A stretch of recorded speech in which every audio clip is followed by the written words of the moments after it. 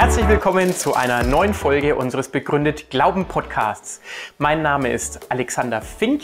Ich leite das Institut für Glaube und Wissenschaft in Marburg und unser Ziel ist es, Wissenschaft und Glaube und verschiedene Weltanschauungen ins Gespräch miteinander zu bringen und zu zeigen, dass der christliche Glaube auch rational begründbar ist und wir uns da nicht verstecken müssen. Viel Spaß mit der Folge.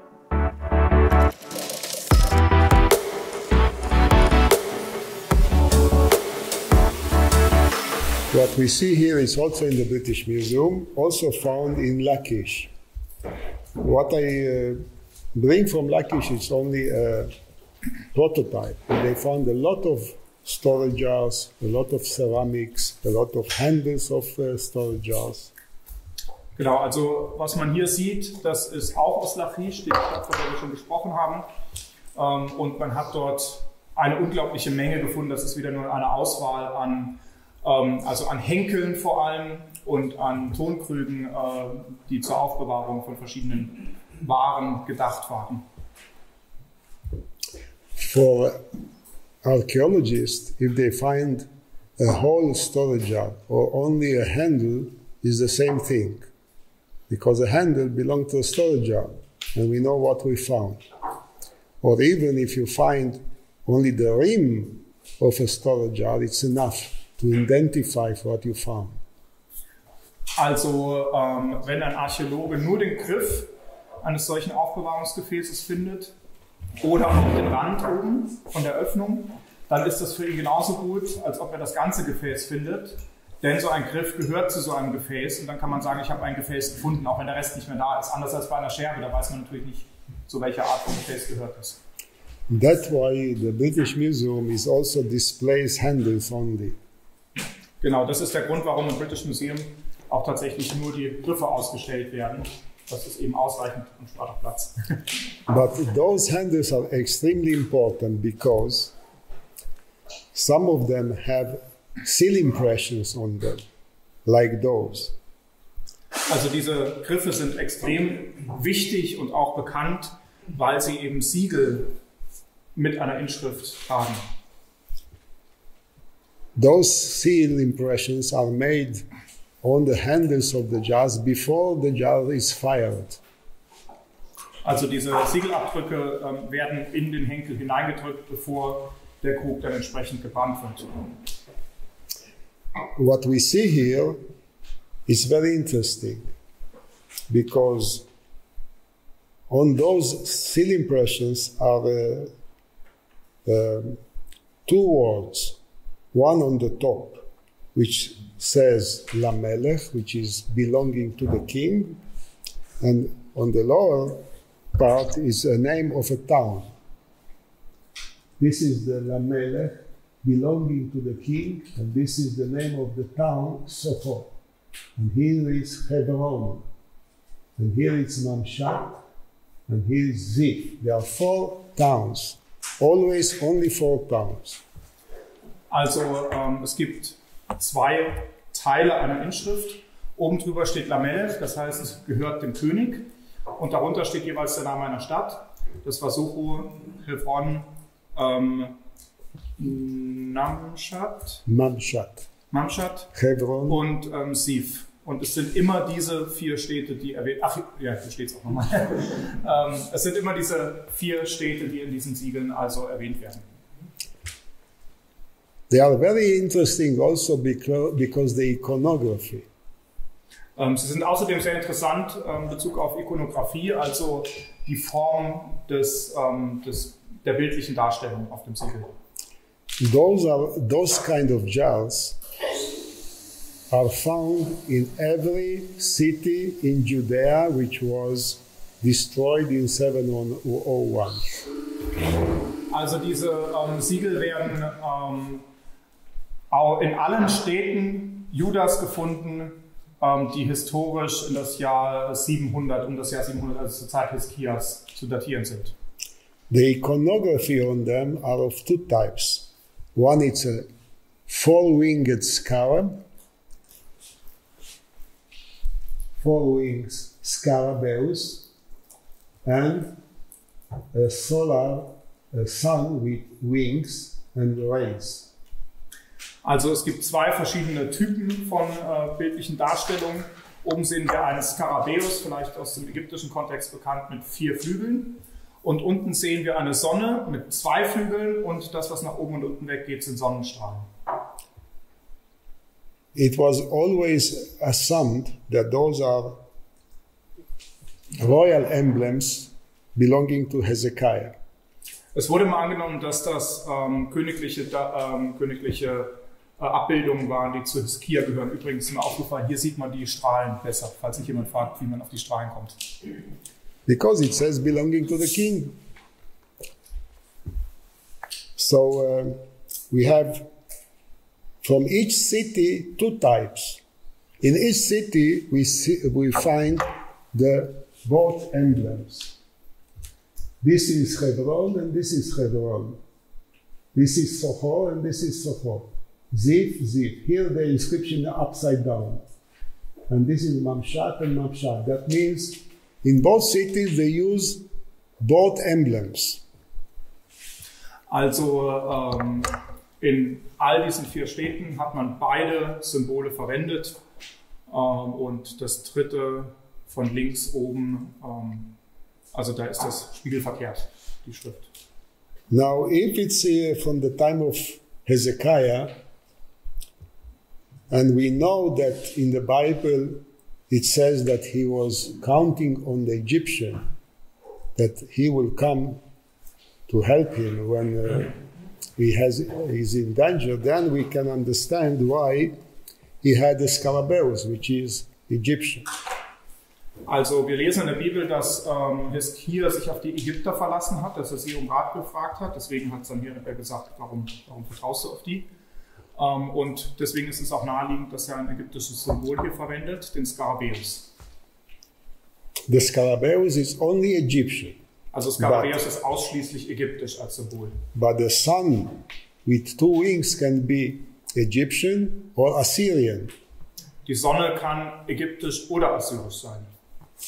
So there are schools which have an argument that those with the scarabs are earlier, before 701, and the other ones are after 701, continue the same pottery, to make the same pottery, but under Assyrians. Okay, also es gibt eine Schule, also eine spezielle Lehrmeinung, die Ansicht vertritt, dass die Skarabäen vor der Zeit der Assyrer, also vor Sanherib waren und nach Sanherib, als dann das Tribut auferlegt wurde, dass man dann die assyrische Sonnenscheibe verwendet hat. 3 of those cities, Hebron, Zif and Sochor, are known.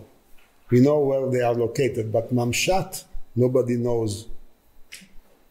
3 dieser Städte, die auch hier ausgeschrieben sind, Hebron, Sochor und Zif, sind bekannt, man weiß, wo sie liegen, aber von Mamshat hat noch niemand was gehört, keiner weiß, wo es liegt. The 3 cities are known from the Bible, but Mamshat doesn't mention. Genau, also Mamshat ist auch in der Bibel nicht erwähnt. In this map of Judah you can see where those cities are placed. Sochor, Zif, Hebron, and there are some which argue that Mamshat must be Jerusalem. In any way, they are all situated in the middle of Judah. Also hier sieht man, wo die Städte liegen. Hebron, Zif und Sochor liegen also im südlichen judäischen Bergland. Und es gibt manche, die argumentieren, dass Mamshat identisch mit Jerusalem ist. Wie auch immer, all diese Städte liegen also im judäischen Kernland und gehören damit auch zum judäischen Reich. Together with those seal impressions, which are, I would say, royal, we find on handles seals of private people. Also zusätzlich zu diesen königlichen Siegeln haben wir auf Griffen auch weitere Abdrücke gefunden von Personen, die also Privatpersonen waren. Some of them, but rarely, also have iconography like the one in the middle. Also manche haben auch ikonografische Darstellungen wie der Abdruck, der in der Mitte dargestellt wird. this is the one. Sometimes, very rarely, you have only a horse without inscription. Also in früher Zeit hat man teilweise dann nur ein Pferd ohne Inschrift. All are written in ancient Hebrew. Alle sind geschrieben in altem Hebräisch. They are in very good calligraphic script. Sie sind also vom Schreibstil, von der Kalligraphie her in einem sehr guten Schriftstil verfasst. And we have to remember that each impression on the handle, that means a seal. Wir müssen uns daran erinnern, dass jeder Abdruck auf einen Krughenkel natürlich auch bedeutet, dass es ein Siegel dazu gab. Now, all those seal impressions, like the Lamelech, like the king's impressions, are made before firing. Und wie bereits gesagt, all diese Siegelabdrücke werden vor dem Brennen des Tons hineingedrückt. If you want to read some of them, for example, here it says Le Semech Zephaniahu. That means belonging to Semech, which is a shortened form of Semachiahu, Zephaniahu. Also, wenn man das Siegel lesen will, dann sehen wir da oben Le, das heißt gehört dem Semech, das ist eine Kurzversion von Semachiahu, dem The Son of, right? Zephaniahu. Also dem Sohn von Zephaniahu. Is it his father? Yes. Der Begriff Sohn wird manchmal weggelassen. Okay. Also manchmal hat man nur den Namen des Besitzers plus das Patronym des Vaters. Sometimes you have the word Ben, which is the son of, but the majority are omitting the word Ben. Okay. Like Deutsch Robert, not Robert, son of Deutsch. Okay, also das Wort Sohn steht manchmal mit drin, deswegen hatte ich gerade mal nachgefragt. Steht aber hier nicht, einfach weil wenig Platz ist und dann lässt man das auch mal weg. So those are called private seals. What they are doing on the same, all the same handle with the lamelech, or on other handles of the same jars. What they are doing there? Also diese Siegel sind teilweise auf demselben Krughenkel wie gleichzeitig auch ein Lamelech-Siegel, also ein königliches Siegel, und teilweise auch einfach auf baugleichen extra Krügen. Also, und die Frage ist, was suchen die da? Because they are made before firing, there is a theory that these are people who are in charge of the making those jars at the right size, at the right height, in the right quality. Weil diese Abdrücke gemacht werden, bevor die Krüge gebrannt werden, geht man davon aus, dass die Besitzer dieser Siegel diejenigen waren, die die Krüge hergestellt haben, und zwar nach einer gewissen Norm in der richtigen Höhe, in der richtigen Qualität. Also das waren Fachleute und die haben dann vermutlich ihr Siegel dort reingedrückt, bevor es gebrannt wurde. What is again interesting here, we read here Lesemech Zephaniahu. This is also Lesemech Zephaniahu. The same guy had two seals, one with this emblem, which is an aureus with four. This is a snake, a cobra snake with four wings, which is also Egyptian motif. Also dieser Semech hatte zwei Siegel. Auf dem Siegel in der Mitte, auf dem großen Bild, steht derselbe Name. Aber eben mit dieser ikonografischen Darstellung einer Aureus-Schlange, die auch typisch ägyptisch ist, mit 4 Flügeln. Also eine Person hatte 2 verschiedene Siegel, die sie verwendet hat. We are again in Lachish. These are few pieces of evidence which were found in the gate at the entrance of Lachish. We know that in the gates of the cities there was 4 rooms or 6 rooms. In one of the rooms was a kind of post to pay taxes or to check what's going in, what's going on. These were found in the room in Lachish. Also diese Siegel, die da vor dem Tonkrug, oder Bullen eigentlich, viel mehr Siegelabdrücke, die vor dem Krug zu sehen sind, wurden in Lachish im Tor gefunden. So ein Tor besteht ja aus mehreren Kammern. Im Fall von Lachish sind es 6 Kammern. Und eine dieser Kammern ist sozusagen eine Art Büro, wo man seine Steuern zahlen muss und so weiter. Und in dieser Kammer wurden dann auch dieser Krug mit diesen Bullen gefunden. In this room, in the gate, they also weighed silver probably and gold. How we know that? Because they found weights which are marked here. This is 1 shekel, this is 4 shekels. In diesem Büro hat man auch Gold und Silber abgewogen. Und das wissen wir, weil wir diese Gewichte gefunden haben. Diese beiden roten Steine sind Gewichte, genormte Gewichte. Und das steht auch darauf geschrieben. Links der Stein ist 1 Shekel und rechts der Stein sind 4 Shekel. This piece of sherd made of ceramic, it's a piece from a broken jar, and it's called the ostraka. It was written in ancient Hebrew with ink, and with ink. And in this picture you cannot see it, but when you look at it at the British Museum, you will see the faded out inscription. Also diese Scherbe von einem Keramikkrug ist ein sogenanntes Ostrakon. Ostrakon bedeutet, das war der Notizzettel jener Zeit. Scherben waren billig, die lagen auf dem Boden rum, da konnte man draufschreiben. Und da ist tatsächlich was drauf geschrieben, man kann das hier nicht sehen. Wenn man aber vor dem Original im British Museum steht, dann kann man sehen, dass dort eine sehr verblasste Schrift drauf ist, die man durch Fotografie und andere Methoden heute auch wieder besser sichtbar machen und lesbar machen kann.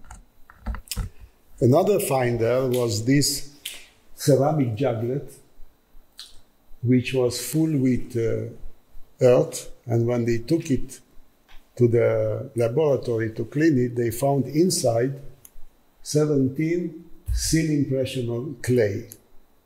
Also dieser kleine Krug, den hat man auch gefunden, der war voller Erde und wurde dann entsprechend im Labor gereinigt. Die Erde wurde vorsichtig rausgeholt und dann hat man diese 17 Siegelabdrücke, man nennt das wie gesagt Bulla oder Bullen, und die hat man darin gefunden. Those small lumps of clay, they are not fired. Bulla is called bulla. Seal impression on a piece of clay, it's called a bulla. They are not fired. If it's a destruction, sometimes it can be fired, but not to be ceramic, but only 500 degrees or something like that. So those bulla were found in this piece of ceramic, probably by somebody who got post to that place, that room in the gate, and he collected all the bulla which was on the papyrus, and they put it in the juglet. Also diese Tonbullen sind nicht gebrannt. Manchmal passiert das, wenn eine Stadt zerstört wurde, aber dann werden sie nicht wie Ton gebrannt, sondern bei 500 Grad etwas gebrannt. In dem Fall sind sie nicht gebrannt und sie deuten darauf hin, dass dort in diesem Büro auch Post in Empfang genommen wurde und dass die Bullen, die dann üblicherweise auf diesen Papyrusrollen oder so drauf waren, dass diese Bullen in diesen Krug hineingeworfen wurden, um sie dort zu sammeln. Also es deutet auf einen Schriftverkehr in diesem Torbüro hin. So we see that in this city gate was a lot of activity. From these small finds, we can understand how much activity of fiscal activity happened in this room. Man kann anhand dieser wenigen kleinen Funde also sehr gut nachvollziehen, wie viel Aktivitäten, gerade wirtschaftliche Aktivitäten, im Tor tatsächlich auch stattgefunden haben. Among those bullae are private seals and also of high officials. which are named as officials. And the officials are named Eved HaMelech, the servant of the king. Also einige dieser Bullen tragen Siegel von Beamten. Diese Beamten sind auch als Beamte erkennbar. Da steht Eved HaMelech, das heißt Diener des Königs, der typische Ausdruck für einen Beamten in dieser Zeit. Also das sind offizielle Beamtensiegel, die dort verwahrt werden. In the Bible we find many mentions of high officials which are active in this period. I just brought few names here. Eliakim, son of Hilkiah, who probably had a seal, Eliakim Hilkiah. And the other one, Shebna the scribe, Shebna HaSofer, and Asaph the recorder, HaMaskir. Also wir finden auch in der Bibel solche Beamten erwähnt, die vermutlich auch Siegel hatten. Wir hätten hier Eliakim Hilkiah hätte dann aufgestanden auf dem Siegel. Der zweite wäre Shebna HaSofer, also der Schreiber. Und der dritte wäre Joach ben Asaph HaMaskir, also der Sekretär, könnte man vielleicht sagen. Recorder. Ja. Bear in mind this profession, recorder, because we will see it later. And this activity of signing papyrus to send post, to get post, it's well known in this period. And in the Babylonian period, we also find this sentence from Herodotus, who says that in Babylon each man had a seal. To have a seal, it's a high status. That means you are going to seal documents, you are sealing bulla, maybe you use the bulla as an evidence for something. Not everybody had a seal. Seals are status. Also wir sollen uns auf jeden Fall an diesen Maskir, an diesen, ich habe ihn Sekretär genannt, aber jemanden, der eben Aufzeichnungen macht im Palastkontext, sollen wir uns merken, da werden wir später noch drauf zurückkommen. Und Herodot schreibt, dass in Babylon also jeder einzelne Mann ein Siegel besessen hat. Und Siegel sind auch Statussymbole, denn damit kann man autorisieren, kann man Dokumente siegeln. Und wir sehen eben hier eine Masse an Siegeln. What we see here, there are different seals together, but there are different periods. This here is Babylonian, which is 6th century, 5th century BC. These are 8th century BC, that's Phoenician, this is Hebrew. Also wir sehen hier verschiedenste Siegel, rechts babylonische Siegel aus dem 6. Jahrhundert. Diese beiden großen in der Mitte sind dann eher phönizisch aus dem 8. Jahrhundert. Und das letzte Siegel ist hebräisch. Wir haben also in verschiedensten Sprachen aus verschiedensten Regionen Siegel. Und das sind jetzt Siegel und keine Bullen. Das sind jetzt die Originale, die man reingedrückt hat. These are 3 bulla. This one is extremely important. It says Lehagav Sar Ha'ir. Hagav, the mayor. Ja, diese 3 Bullen sind sehr wichtig. Vor allem unten rechts, da steht, gehört Hagav dem Minister der Stadt oder man könnte sagen dem Bürgermeister, wenn man so will. Heute in Israel heißt der Bürgermeister dieser Begriff. And we remember Hagav with the archer. Ja, wir erinnern uns an Hagav von dem Siegel mit dem Bogenschützen. Maybe it's the same Hagav, maybe are 2 different people. Vielleicht ist es derselbe Hagav, vielleicht sind es 2 unterschiedliche Personen. It's a beautiful inscription, maybe the best preserved bulla I saw. Let's try to read it. This is Lamed, which is belonging to. Das erste ist also ein Lamed, was bedeutet gehört. This is a Chet, a Gimel and a Bet, Hagav. Also das sind dann Chet, Gimel und Bet und die ergeben den Namen Hagav. This is Shin, Reish, Sar, Shin und Resh, das steht dann für Sar, also für den This is Minister. Ha, He Hayedia, Ir, Ein, Resh, Ir, Ha, Ir. Also Ha, der bestimmte Artikel im Hebräischen, und dann Ayin und Resh, ihr, das heißt Stadt, also der Minister der Stadt. And because it says Ha'ir, the city, is probably Jerusalem.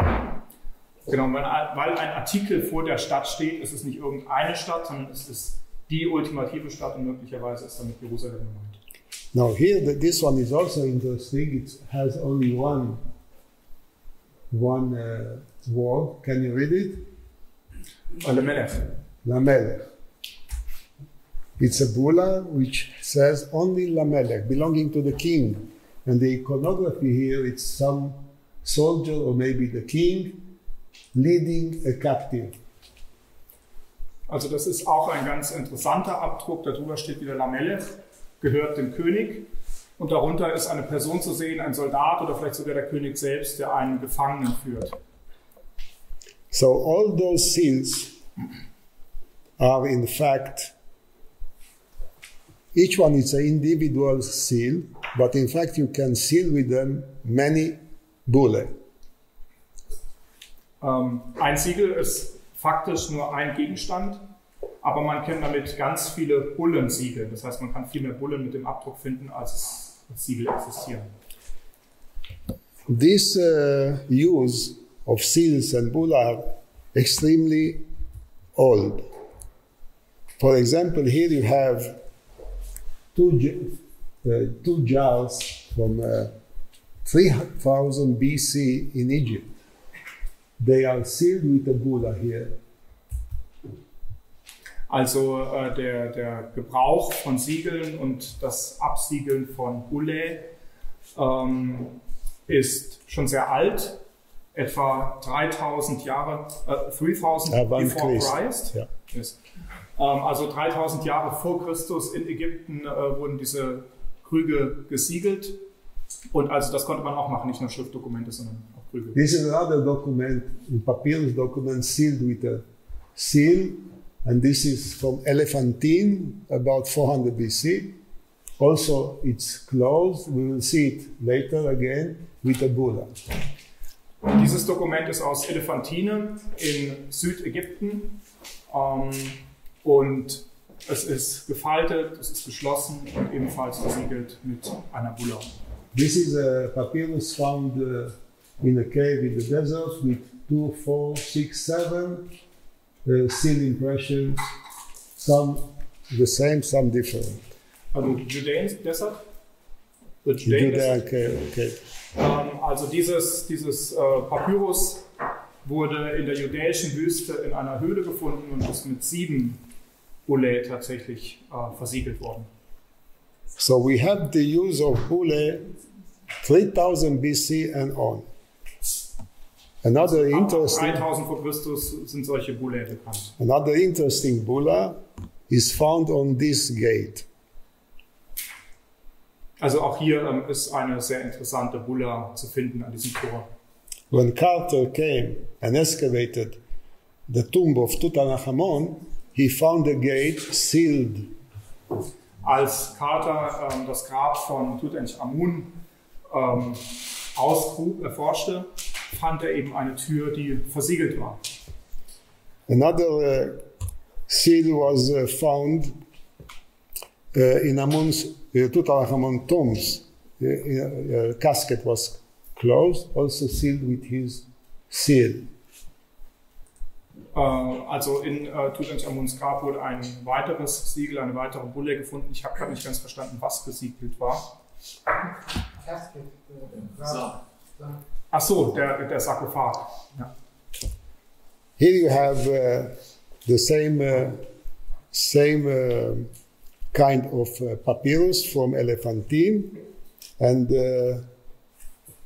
the seal, you can see the seal has no inscription, but a kind of scarabaeus, which we call anere, anara, or enere, because they have just gibberish hieroglyphs. Also das ist diesmal nicht mit, es ist gesiegelt, aber nicht mit Alphabetschrift. Es ist ein Skarabäus, der auch mit Hieroglyphen einhergeht. This is elephantine here. Das ist Elephantine. Where this was found, and it says in Aramaic, Sefer, that means book, and they mean to this. Also es heißt dort auf Aramäisch Sefer auf der rechten Seite, das bedeutet Buch. And it says BZ Katav, that means who wrote it. Genau, Mi Si Katav steht auf der linken Seite, das heißt, wer hat es geschrieben. And the other side is probably the name of who wrote this papyrus. One question, is it Aramaic? Aramaic, yeah. Sefer and okay. Sefer, because Aramaic, it's Hebrew, you can understand, but it's Aramaic because the inscription is Aramaic. The script is Aramaic. Yeah. Okay. And the document is in Aramaic. Okay. And this is from Elephantine in Egypt. Now, you see Elephantine. I took this picture once I was on the Nile with the boat. And then I understand why it's called Elephantine. Also hat das Foto selbst geschossen, als er auf dem Nil unterwegs war und hat dann erst verstanden, warum es Elephantine heißt. It looks like elephants going into the island. Es sieht aus wie Elefanten, die einem den Hintern zuwenden und praktisch auf die Insel zulaufen.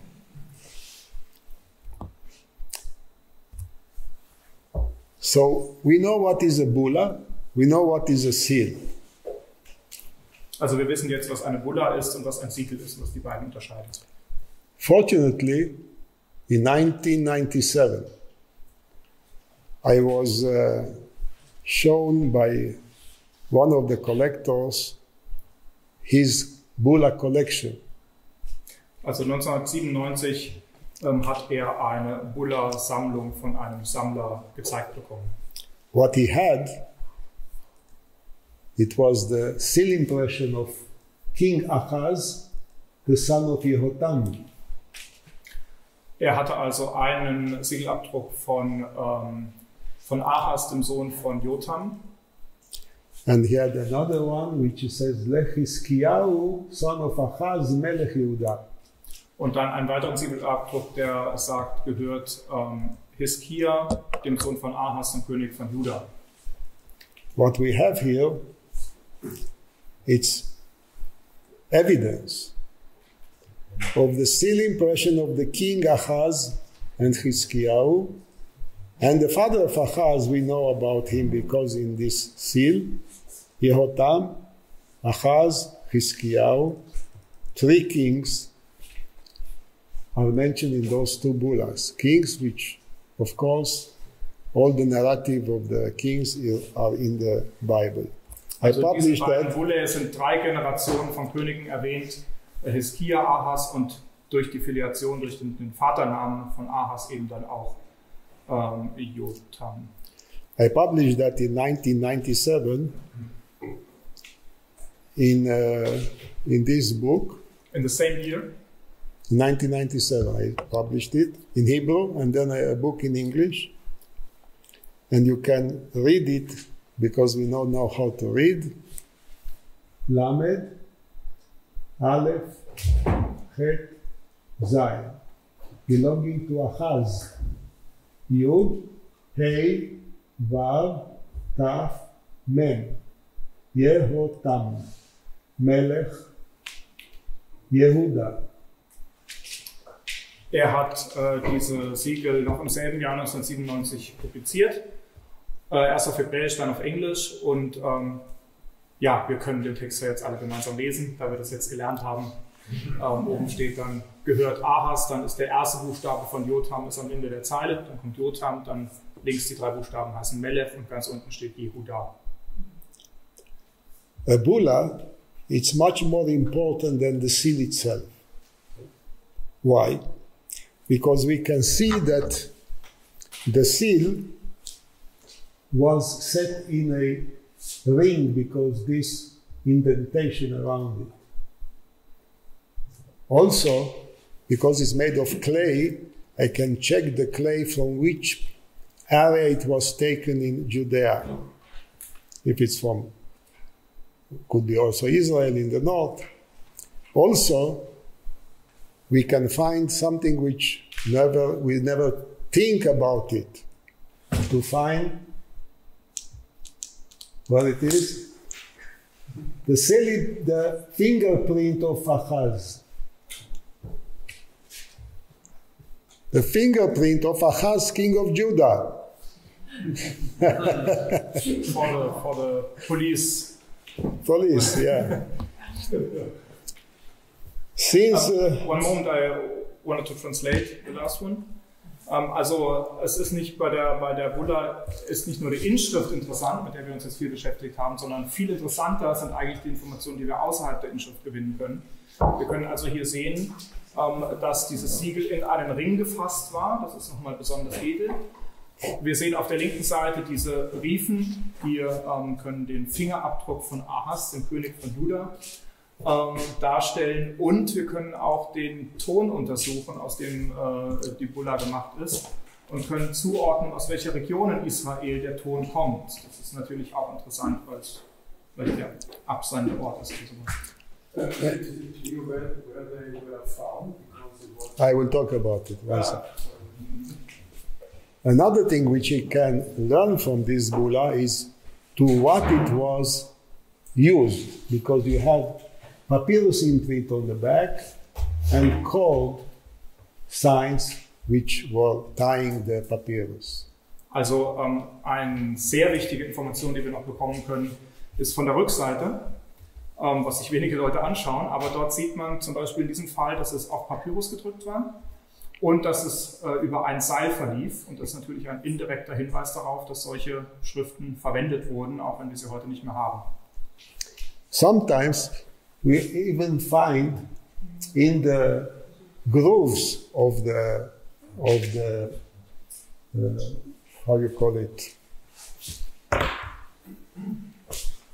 in the grooves here where it was tied, sometimes we find organic material. Also manchmal wird sogar noch in diesen Rillen, die das Seil hinterlassen hat, organische Materien gefunden. All this you cannot find on a seal. Das könnte man auf einem Siegel alles nicht finden. Das macht die Bulla eigentlich noch viel interessanter.